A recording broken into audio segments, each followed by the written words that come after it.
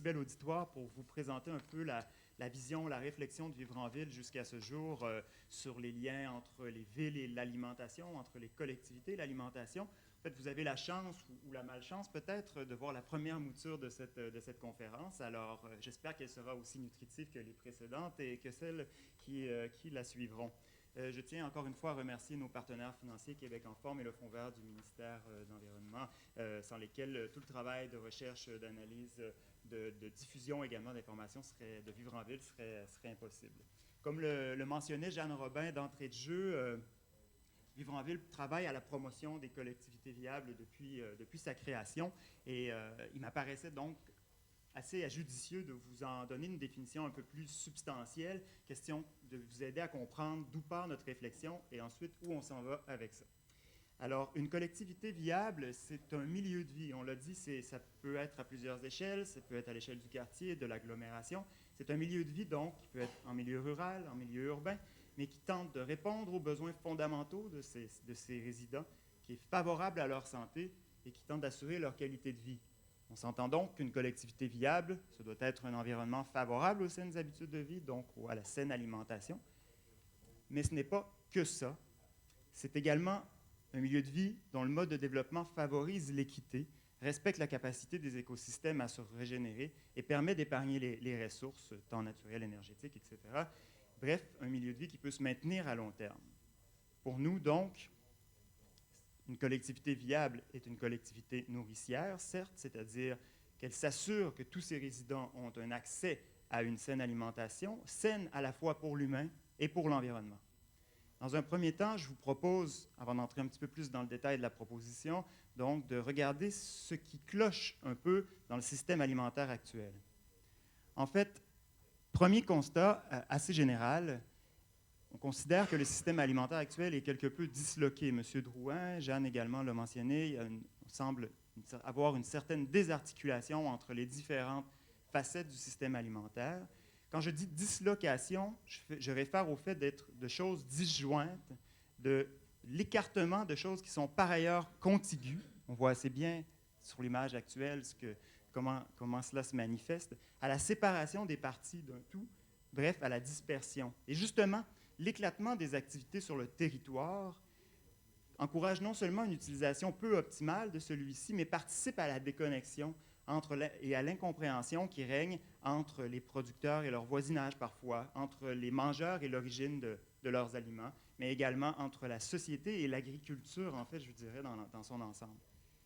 Tout en comprenant l'intérêt, par exemple, de l'exportation pour l'agriculture du Québec. Le marché du Québec, c'est tout petit. On comprend cet intérêt-là. Je suis toutefois estomaqué à chaque fois d'entendre que les 2/3 des aliments produits sur les fermes du Québec ne se retrouvent pas dans l'assiette des Québécois. Même si, évidemment, cette proportion augmente un peu lorsqu'on considère les aliments transformés, mais tout de même. Je vais vous présenter donc un certain nombre d'enjeux très rapidement en rafale, qui ne sont pas exhaustifs, évidemment, qui sont un peu simplifiés, mais qui apparaissent quand même essentiels pour prendre en compte l'avenir de l'approvisionnement alimentaire dans nos collectivités. Donc, premier constat, la photo que vous voyez ici, c'est l'équipe de Moisson Québec, une banque alimentaire dans la région de Québec. J'ai travaillé à Moisson Québec pendant plusieurs années. Je m'occupais du volet jardin collectif. Donc, je voulais vous mettre l'emphase sur le fait que les banques alimentaires et tout le réseau de l'aide alimentaire fait partie du système alimentaire. Quand on regarde la diversité des produits dans nos épiceries, on pourrait avoir l'impression que le système alimentaire actuel est tout à fait efficace. À certains égards, il l'est, mais il ne suffit pas à répondre aux besoins nutritionnels de l'ensemble de la population.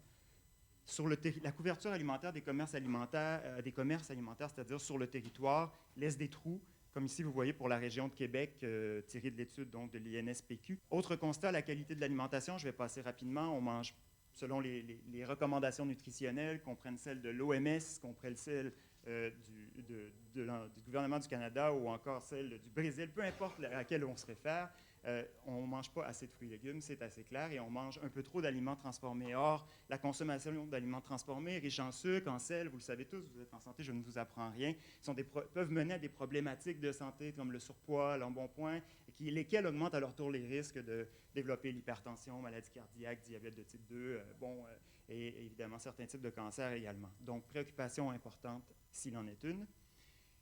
Le territoire agricole également, au Québec, vous savez que la proportion de terres agricoles est relativement limitée. On entend souvent le chiffre de 4 mais vous me direz, oui, il me semble que c'est plutôt 2 qu'on a entendu. Mais en fait, c'est quand on enlève les boisiers agricoles, quand on enlève les terres qui ne sont pas activement exploitées par des entreprises agricoles, lorsqu'on considère les friches, etc., on tombe en fait tout juste à 2 À titre de comparaison, la France dispose de plus de 50 de son territoire en zone agricole, les États-Unis plutôt autour de 40 et en plus, ils bénéficient d'un climat plus favorable. Alors, c'est vous dire la préciosité de ce territoire. On ne rappellera jamais assez l'importance de le protéger. Et vous voyez ici une carte de l'urbanisation dans la région de Montréal depuis les années 60. En fait, en rouge, orangé, c'est en 1960, l'état de l'urbanisation en 1961 et en 2006, vous voyez l'étalement. C'est essentiellement réalisé sur un territoire agricole, les territoires agricoles les plus productifs. Or, le sol, on le sait tous, c'est une ressource naturelle fondamentale qui prend extrêmement beaucoup de temps, qui ne se renouvelle qu'à très long terme, d'où l'importance de le protéger. Donc, je vous épargne les quelques chiffres supplémentaires. Je pense que le portrait est assez parlant. Mais ça ne suffit pas. Les terres agricoles, le prix des terres agricoles ne cesse d'augmenter. Les terres agricoles ont augmenté de plus de 400 en fait au cours des 20 dernières années au Québec, ce qui est plus que la plupart des pays qui sont représentés ici. Ça pose plusieurs problèmes.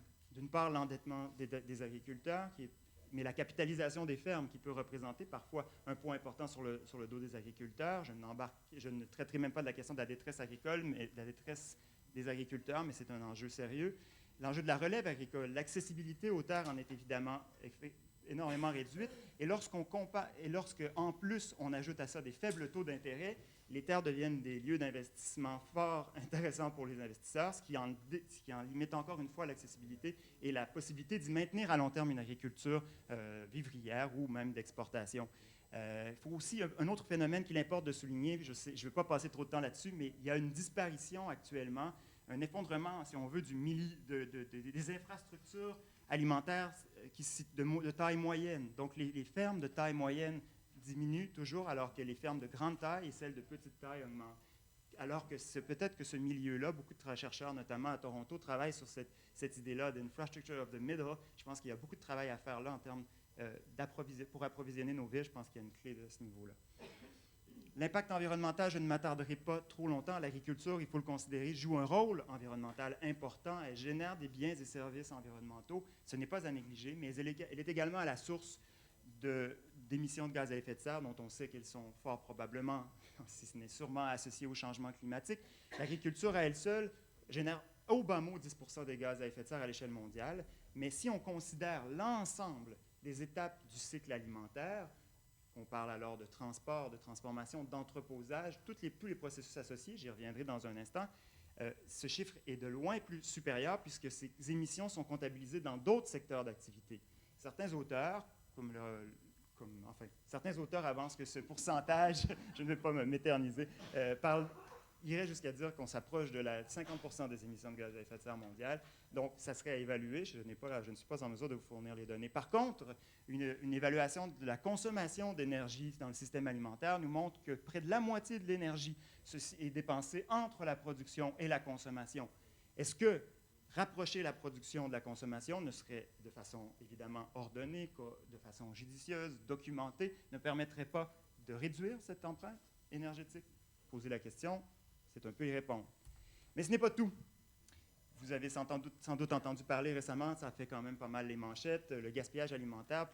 À l'échelle mondiale, plus du tiers des aliments seraient gaspillés, envoyés aux ordures, alors même qu'on souhaiterait les voir davantage consommés par notre population, surtout en matière de fruits et légumes. Et dans le cas des fruits et légumes, on parle de plus de 50 en fait, des aliments qui iraient soit à l'incinération ou à l'enfouissement, alors qu'on souhaite en consommer davantage. Et là, j'arrive plus près du cœur de mon sujet. Qui doit gérer les déchets au Québec? Eh bien voilà, les municipalités. Pourtant, les municipalités au Québec sont encore relativement peu impliquées en matière d'alimentation. Je ne dis pas qu'elles font rien, il y a des efforts très louables, dans les milieux ruraux, il y a des collaborations.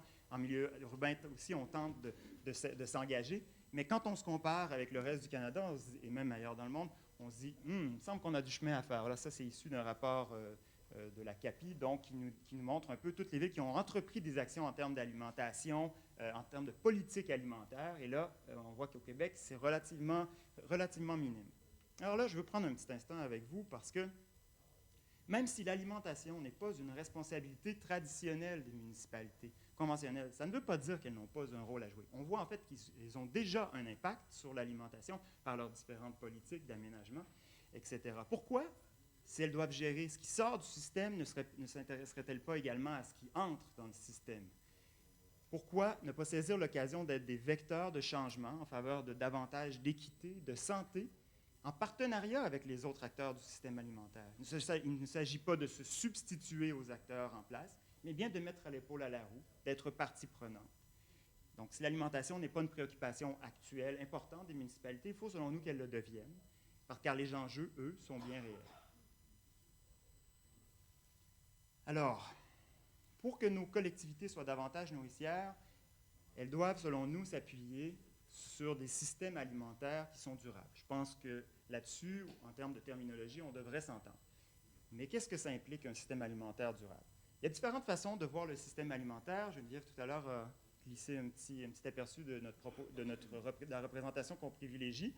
Il y a des représentations comme celle-ci, il y en a d'autres comme celle-là, mais je pense qu'on pourrait passer la journée à discuter, et probablement dans le sens des flèches. Mais reste que ça nous montre l'importance de regarder les systèmes alimentaires en termes de flux d'énergie, de matière, mais également d'acteurs présents. En fait, un système alimentaire, pour nous, ça comprend des acteurs, ça comprend des infrastructures et des activités alimentaires qui concourent, tous ces ingrédients qui concourent à rendre à la sécurité alimentaire, en fait, d'une population.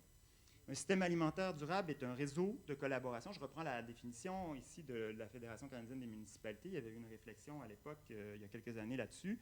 Donc, un système alimentaire durable intègre la production, toutes les activités productives, les activités de transformation, préparation des aliments, les activités de distribution également. On inclut très largement on pourrait s'obstiner et débattre, si on est tout à fait ouvert à discuter de ça, sur la distribution qui a lieu en fait à toutes les étapes, à quelque part, entre la production et la consommation.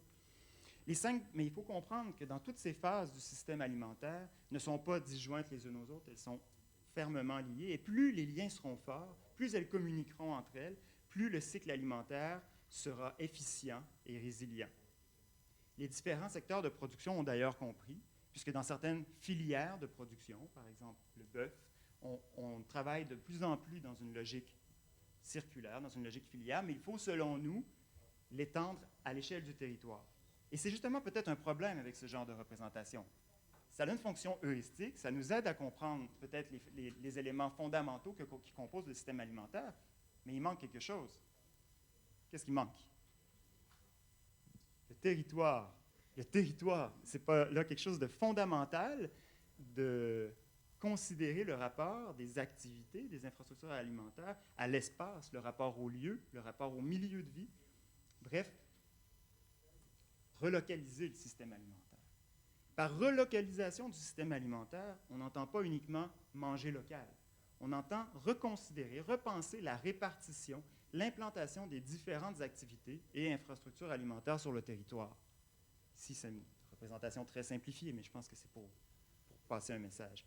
Il ne s'agit pas uniquement... Donc, en quelque sorte, il faut adapter la notion de local à chaque contexte. Il faut que la construction de ce qu'est le local soit un élément du processus visant à relocaliser nos systèmes alimentaires. Selon chaque contexte demandera une définition sans doute quelque peu différente. Peut-être voudrons-nous nous entendre sur une définition uniformisée. Vous poserez vos questions tout à l'heure. Ça me fera plaisir d'en parler avec vous. Donc, à la vision traditionnelle, plus agroéconomique du système alimentaire, on propose d'adjoindre une approche davantage spatiale, territorialisée, qui demande, je vous l'accorde, un sacré travail d'analyse, de cartographie du territoire. Mais il s'agit en fait, en quelque sorte, d'utiliser les outils de la logistique et différents types d'outils et les appliquer à l'échelle d'un territoire afin d'optimiser les déplacements, notamment, afin d'opter pour des localisations judicieuses qui favorisent l'accès à l'alimentation et de maximiser l'utilisation des infrastructures déjà en place. Il ne s'agit pas non plus de tout déplacer, mais uniquement de voir si la situation actuelle est optimale. Et ce travail-là ne doit pas se faire uniquement à l'échelle de l'agglomération, comme j'ai pu vous le montrer, mais également à différentes échelles, et notamment à l'échelle des cœurs de quartier ou des cœurs de village, où s'assurer dans les différentes localisations, à l'échelle de la rue même, quelles sont les activités et les infrastructures en place. Alors, qu'est-ce que ça nous prend pour avoir des systèmes alimentaires localisés sur lesquels et durables sur lesquels s'appuieront des collectivités vivrières. C'est avec une certaine modestie que je vous présente aujourd'hui les conditions qu'on a rassemblées, tant par une étude de la littérature, par quelques années d'expérience également en la matière et aussi de nos missions d'études sur le terrain. On a identifié essentiellement 6 conditions qui nous apparaissent indispensables. Ça ne veut pas dire qu'il n'y en a pas d'autres, mais d'après moi, on couvre quand même un grand champ, une grande partie du système alimentaire de cette manière-là. Donc d'abord, un territoire productif et protégé. On s'entend, le territoire, on l'a déjà mentionné, tout le monde le sait, mais c'est une condition sine qua non à l'agriculture. Donc, il faut maintenir les systèmes de protection en place, mais les bonifier par d'autres systèmes de protection qui peuvent être davantage locaux, régionaux, voire même privés, comme les fiducies foncières, les servitudes de conservation, etc.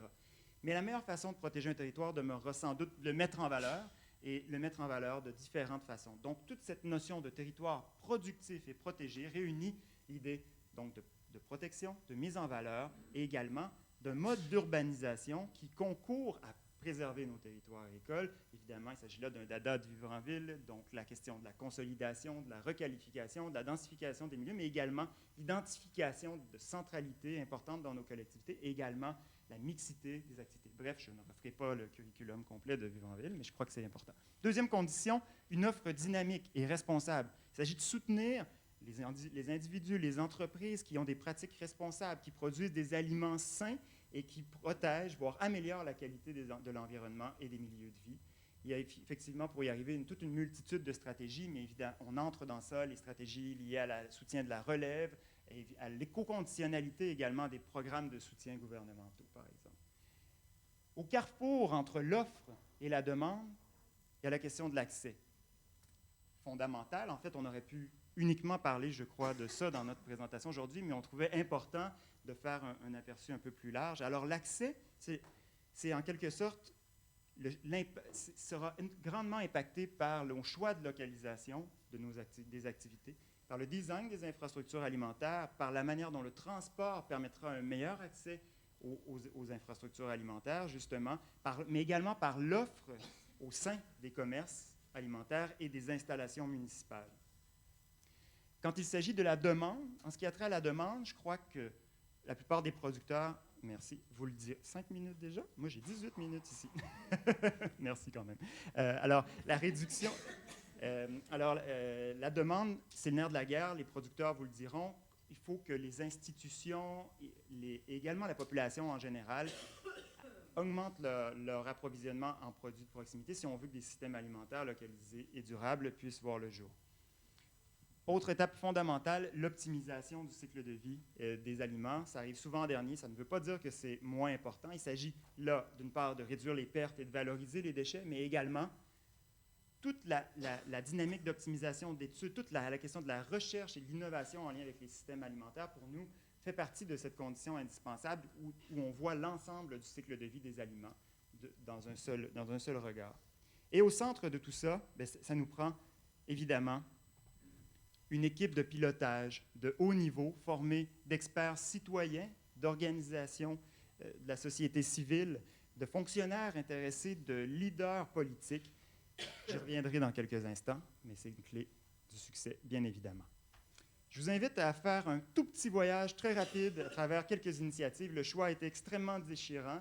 En fait, ça ne sera qu'une simple navigation, un petit survol à travers des exemples qui m'apparaissent éloquents. En fait, il y a déjà beaucoup d'expériences qui vous seront partagées aujourd'hui. Alors déjà, je me suis retenu à 2 mains pour pouvoir vous en parler, mais j'ai tenté de mettre un peu de l'avant des initiatives qui ont déjà une certaine pérennité, un certain nombre d'années derrière elles et sur lesquelles on peut compter, on peut considérer qu'ils sont des succès. Alors, attachez votre tuque, ça va aller rapidement. Intervale Center, je ne sais pas si vous connaissez, c'est à Burlington, en fait. Oh, ça ne sort pas très bien, désolé. Donc, c'est une terre périurbaine, en fait, qui est située dans la municipalité de Burlington. C'est ça a été cultivé, cette terre-là, pendant des siècles, avant de servir de décharge municipale, justement. Et ensuite de ça, ça a été transformé en centre de compostage, puis finalement en plateforme, c'est-à-dire en incubateur agricole. Aujourd'hui, c'est vraiment un centre névralgique en lien avec l'alimentation locale et durable à Burlington. C'est à la fois un lieu où il y a des fermes urbaines, des jardins communautaires, mais il y a également un centre de distribution de produits locaux, le Intervale Food Hub. Donc, On voit les liens avec les différentes conditions dont je vous ai parlé. Mettre en valeur des terres périurbaines, accroître les liens entre la production et la distribution par des initiatives de distribution et de mise en valeur des produits locaux. Mais c'est également, et là, c'est là quand on dit que l'alimentation peut contribuer à d'autres rôles, mettre l'emphase sur l'alimentation nous amène à créer des sites qui peuvent également être récréatifs, un site donc, où on peut aller marcher, faire du vélo, un site ouvert sur la communauté, où il y a également de nombreux rassemblements pour célébrer la nourriture locale. Je reste à Burlington très rapidement. Les épiceries. Alors, c'est un élément clé, je pense qu'on en reparlera assurément au cours de la journée.